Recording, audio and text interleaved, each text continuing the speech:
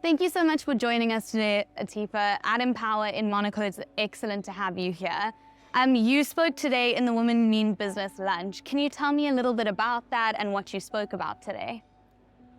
I spoke about my story, and it was an example of a story of million girls and women in Afghanistan. And I was happy to share the story of Afghanistan. It was not just mine. It was the story of women and girls in Afghanistan. And can you explain some of the challenges you faced while teaching young girls in secret in Afghanistan after the Taliban further restricted girls' rights to education? There were a lot of challenges we had, but the most challenging things and actions that happened when I was teaching the little girls, it was when the Taliban soldiers came inside the school with their guns on their shoulders and their horrible faces, and our children were so scared of them, and they start crying and screaming, and some of them became unconscious, and we couldn't control the situation. And this was the most challenging thing for us at a school. Just an example. Yeah. A lot of other challenges. Yeah, I can imagine. It must be really, really difficult to go through that, especially as little kids. Little kids, yeah. So what fundamental rights are you fighting for the women of Afghanistan? After the Taliban closed the school for the girls, and they stopped the women from work, and we didn't have any choice. We started just for the very basic rights like having education and work and freedom. And it was not a lot to ask for.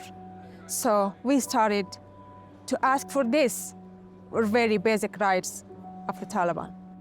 And you are now a mother of two beautiful children, a girl and a boy.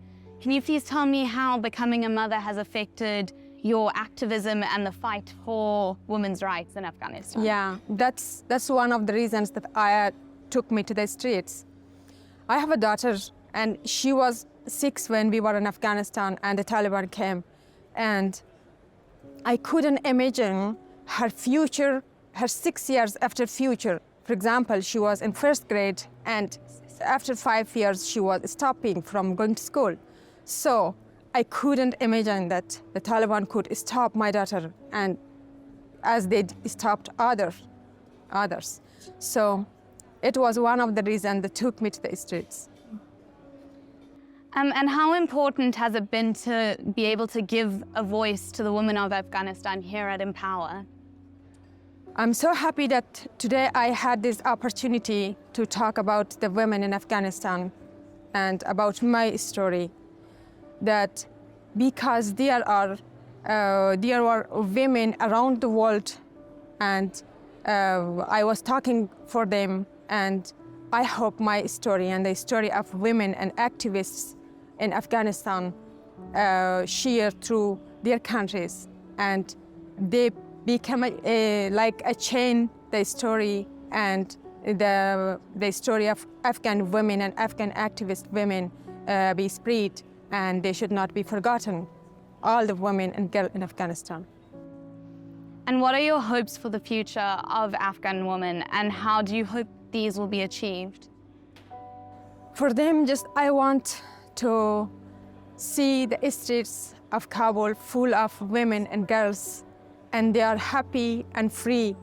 And I hope someday I see the girls and my students back to the school, and the girls to the university, and the women back to work, and the women back to parks even. It is the only thing I want. And how it can be achieved? It can be achieved when anyone can, like me, can be a voice for them. And in many countries, we have many leaders of Afghanistan, and everybody can be a voice, and you and everybody from your countries can talk about that. Yeah, talk about the women and girls in Afghanistan to your government. Yeah, I think we should not stop.